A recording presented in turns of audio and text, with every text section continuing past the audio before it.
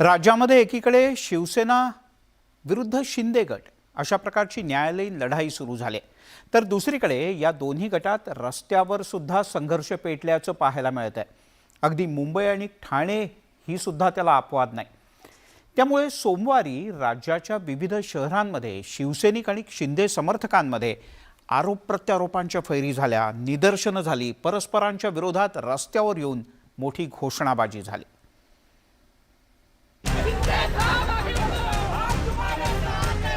शिवसेनेतला सत्ता संघर्ष आता रस्त्यावर आलाय। बंडखोर शिंदे गटाच्या आमदारांकडून आता शक्ती प्रदर्शन करायला सुरुवात झाली आहे। एकनाथ शिंदे यांच्या समर्थकांनी ठाणे महानगरपालिकेसमोर शिवसेनेचे नेते संजय राऊत यांचा प्रतिकात्मक पुतळा जाळला। तसंच टेंबी नाक्यावर आनंद दिघे यांच्या आनंदाश्रम जवळ शिंदे यांच्या समर्थकांनी जोरदार घोषणाबाजी केली। आता काय झालंय ते विनाशकालीन विपरीत बुद्धी ज्याला आपण म्हणतो की अशा प्रकारे स्टेटमेंट जे आहेत त्या बाहेर यायला लागलेले आहेत आणि या सगळ्या स्टेटमेंट जे आहेत हे सगळे जे काही बोलतायत ह्या सगळ्या गोष्टी ज्या आहेत हे महाराष्ट्रातील जनता जी आहे ती चांगल्या प्रकारे बघते। ही महाराष्ट्राची संस्कृती नाही। तिकडे कोल्हापूरमध्ये एकनाथ शिंदे गट विरुद्ध शिवसेना असा सामना बघायला मिळाला। यावेळेला दोन्ही बाजूचे कार्यकर्ते चांगलेच आक्रमक झाले होते। एकनाथ शिंदे गटातील शिवसेनेचे आमदार राजेंद्र यड्रावकर यांच्या समर्थनात मोठ्या संख्येने कार्यकर्ते एकत्र आले। कोल्हापूर जिल्ह्यातल्या जयसिंगपूर इथे यड्रावकर यांच्या कार्यालयासमोर त्यांच्या समर्थकांनी जोरदार घोषणाबाजी केली, तर दुसरीकडे आक्रमक शिवसैनिकांनी यड्रावकर यांच्या विरोधात निदर्शनं केली। यावेळेला दोन्ही गटात जोरदार संघर्षही झाला।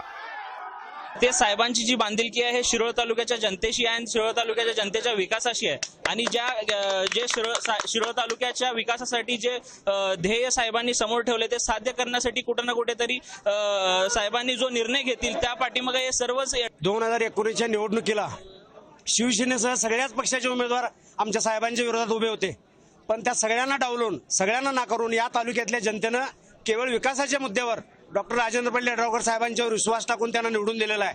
त्यामुळे आमची बांधिलकी कुठल्या पक्षाची नाही।